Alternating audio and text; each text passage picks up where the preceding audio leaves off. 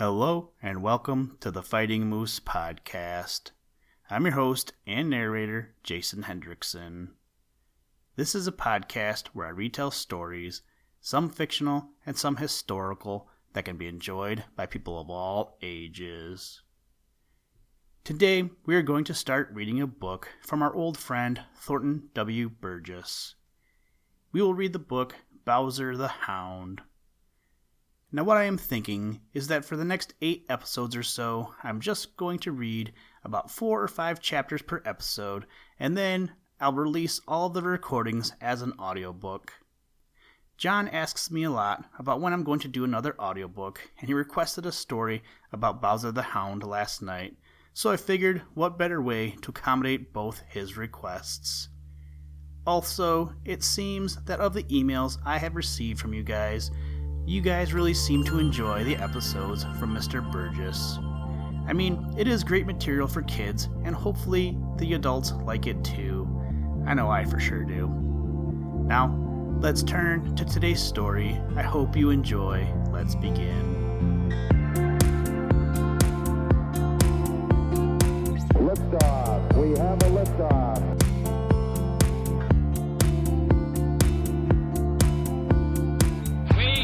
To go to the moon in this decade and do the other things, not because they are easy, but because they are hard.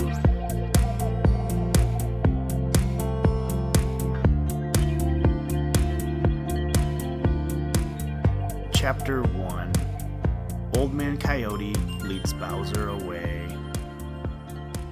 Though great or small the matter prove, be faithful in whatever you do.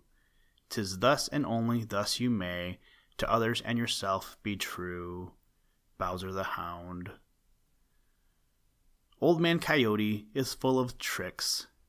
People with such clever wits as his usually are full of tricks. On the other hand, Bowser the Hound isn't tricky at all. He just goes straight ahead with the thing he has to do and does it in the most earnest way. Not being tricky himself, he sometimes forgets to watch out for tricks in others. One day, he found the fresh trail of Old Man Coyote and made up his mind that he would run down Old Man Coyote if he had to run his legs off to do it. He always makes up his mind like that whenever he starts out to hunt. You know, there's nothing in the world Bowser enjoys quite so much as to hunt someone who will give him a long, hard run. Any time he will go without eating for the pleasure of chasing Reddy or Granny Fox or Old Man Coyote. Now, Old Man Coyote was annoyed. He was, and he wasn't afraid of Bowser the Hound.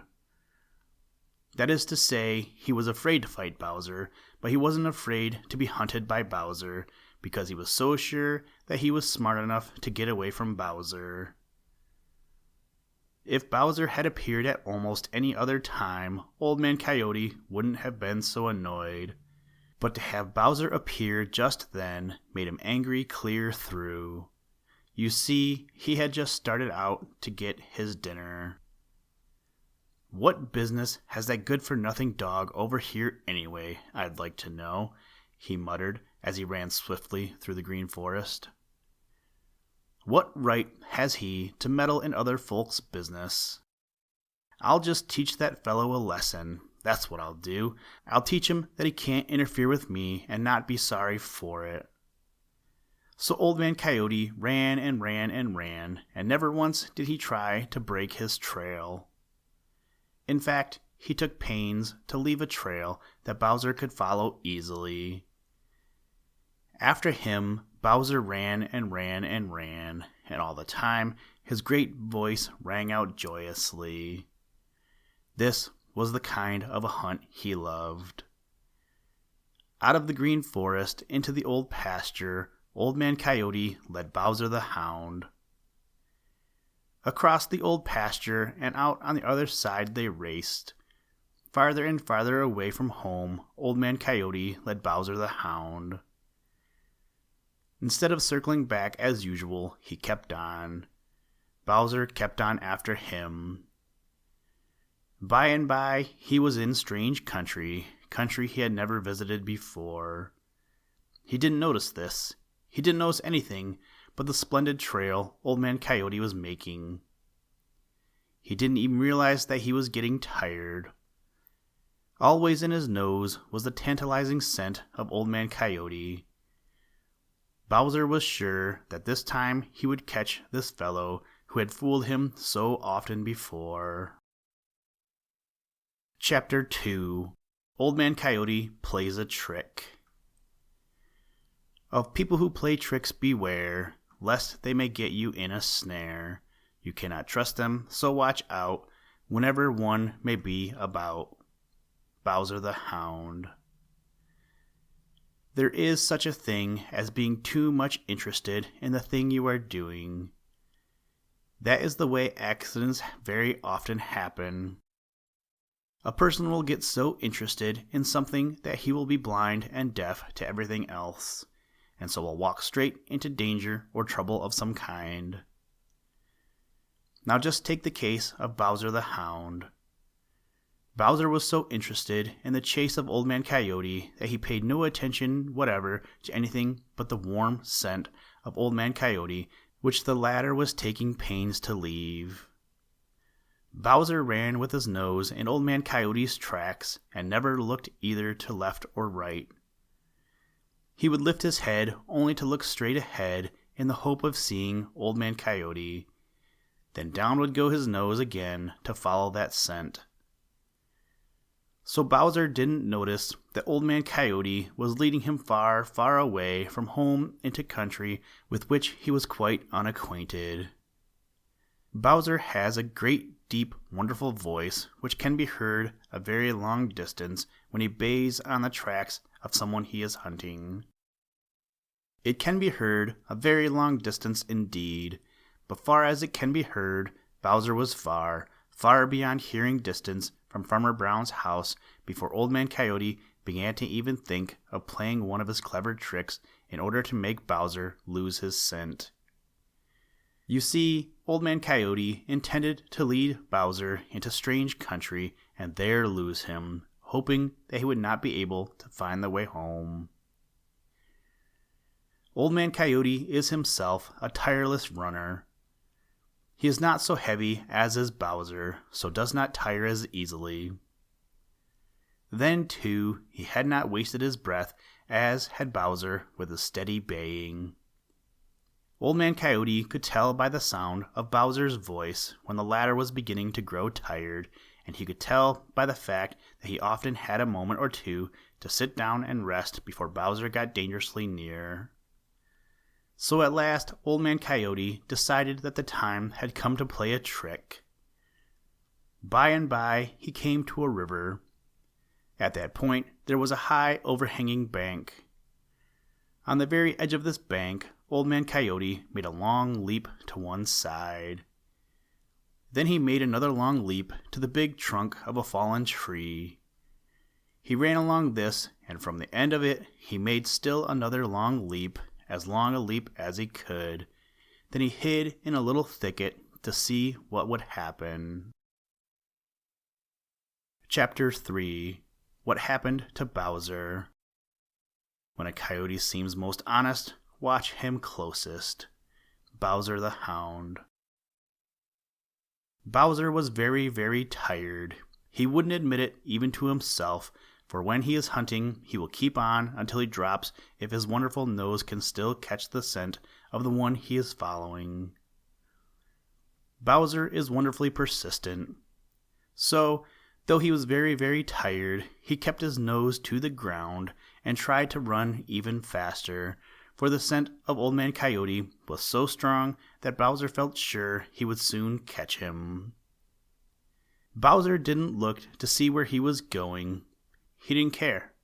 It was enough for him to know that Old Man Coyote had gone that way, and where Old Man Coyote could go, Bowser felt sure he could follow.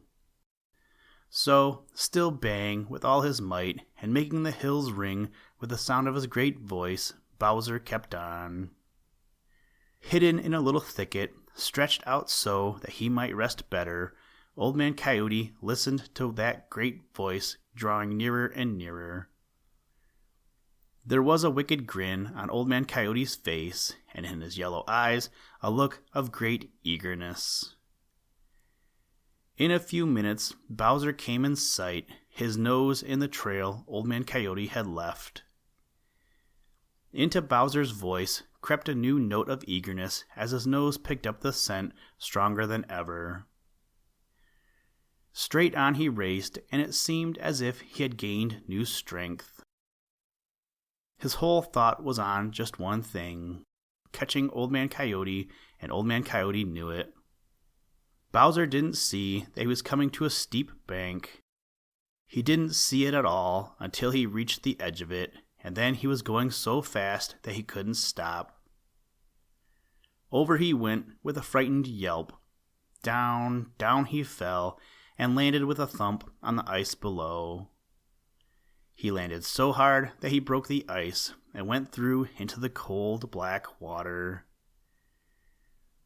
Old Man Coyote crept to the edge of the bank and peeped over. Poor Bowser was having a terrible time. You see, the cold water had taken what little breath his fall had knocked out of him. He doesn't like to go in water anyway. You know the hair of his coat is short and doesn't protect him as it would if it were long.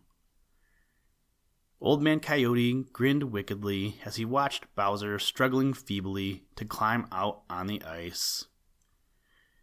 Each time he tried, he slipped back, and all the time he was whimpering.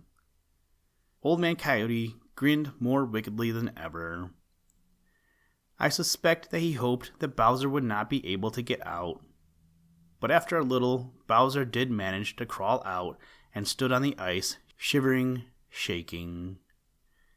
Once more, Old Man Coyote grinned, then, turning, he trotted back towards Farmer Brown's. Chapter 4. Poor Bowser. Follow a crooked trail, and you will find a scamp at the end. Bowser the Hound. Poor Bowser. He stood shivering and shaking on the ice of the strange river to which Old Man Coyote had led him, and he knew not which way to turn. Not only was he shivering and shaking from his cold bath, but he was bruised by his fall from the top of the steep bank, and he was so tired by his long run after Old Man Coyote that he could hardly stand. Old Man Coyote had stayed only long enough to see that Bowser had managed to get out of the water, then had turned back towards the old pasture, the green meadows, and the green forest near Farmer Brown's. You see, Old Man Coyote knew the way back. He would take his time about getting there, for it really made no particular difference to him when he reached home. He felt sure he would be able to find something to eat on the way. But with Bowser, it was very different. Poor Bowser didn't know where he was. It would have been bad enough under any circumstances to have been lost, but to be lost and at the same time tired almost to death, bruised and lame, wet and chilled through, was almost too much to bear.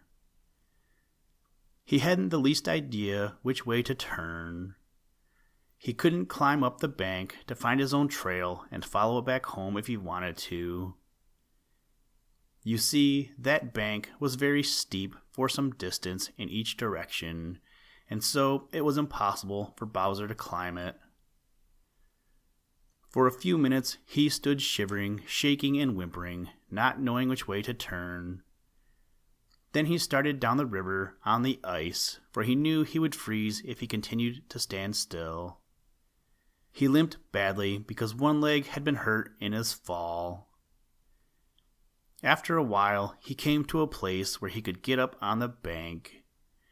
It was in the midst of deep woods and a very, very lonely place.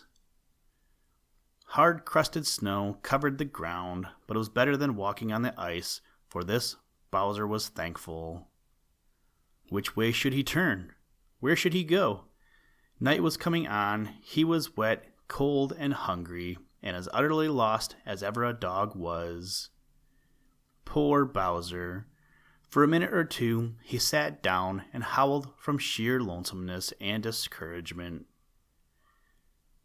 How he did wish he had left Old Man Coyote alone. How he did long for his snug, warm little house in Farmer Brown's dooryard, and for the good meal he knew was awaiting him there. Now that the excitement of the hunt was over, he realized how very, very hungry he was, and he began to wonder where he would be able to get anything to eat. Do you wonder that he howled? Old Man Coyote, trotting along on his way home, heard that howl and understood it. Again he grinned that wicked grin of his and stopped to listen. "I don't think he'll hunt me again in a hurry," he muttered, then trotted on. Poor Bowser! Hunting for anything but his home was farthest from his thoughts. Chapter 5. Bowser Spends a Bad Night. There's nothing like just sticking to the thing you undertake to do. There'll be no cause then, though you fail, to hang your head or drop your tail. Bowser the Hound. Bowser was lost, utterly lost. He hadn't the least idea in which direction Farmer Brown's house was. In fact, he hadn't the least idea which way to turn to find any house. It was the most lonely kind of a lonely place to which Old Man Coyote had led him, and there played the trick on him which had caused him to tumble into the strange river. But Bowser couldn't stand still for long. Already, jolly, round, red Mr. Sun was going to bed behind the purple hills, and Bowser knew that cold as had been the day, the night would still be colder. He must keep moving until he found a shelter.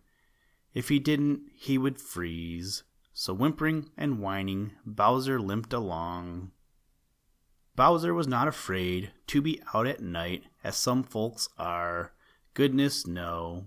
In fact, on many a moonlit night, Bowser had hunted Reddy Fox or Granny Fox all night long. Never once had he felt lonesome then, but now it was very, very different. You see, on those nights when he had hunted, he always had known where he was. He had known that at any time he could go straight home if he wanted to. That made all the difference in the world. It would have been bad enough being lost this way had he been feeling at his best. Being lost always makes one feel terribly lonesome. Lonesomeness is one of the worst parts of the feeling of being lost. But added to this was the fact that Bowser was really not in fit condition to be out at all. He was tired, wet, lame, and hungry. Do you wonder that he whimpered and whined as he limped along over the hard snow, and hadn't the least idea whether he was headed towards home or deeper into the great woods? For a long time he kept on until it seemed to him he couldn't drag one foot after another. Then quite suddenly something big and dark loomed up in front of him. It really wasn't as big as it seemed. It was a little house, a sugar camp, just such a one as Farmer Brown has near his home. Bowser crept to the door. It was closed. Bowser sniffed and sniffed, and his heart sank, for there was no scent of human beings. Then he knew that little house was deserted and empty. Still he whined and scratched at the door. By and by the door opened ever so little, for it had not been locked. Bowser crept in. In one corner he found some hay, and in this he curled up. It was cold, very cold, but not nearly as cold as outside that little house. So Bowser curled up in the hay and shivered and shook and slept a little and wished with all his might that he had never found the tracks of Old Man Coyote.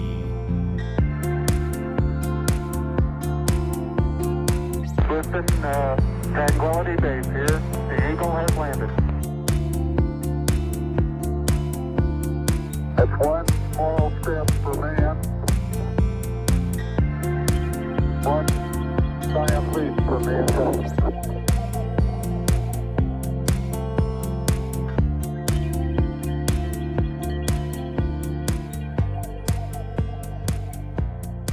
Thank you for listening to this episode of the Fighting Moose Podcast. Please join us next time as we read another exciting story. Today's music was provided by the artist Analog by Nature, and the audio clips were provided from NASA. For more information to download and or listen to audio or materials from all our recordings, or to contact us, please visit www.thefightingmoose.com, or you can follow the links in the show notes. If you enjoy the podcast, please leave us a review wherever you get your podcast or on iTunes, and tell a friend. Thank you for your patronage, and as always, try and do a random act of kindness every day. Mission complete, Houston. After serving the world for over 30 years, the space shuttle earned its place in history.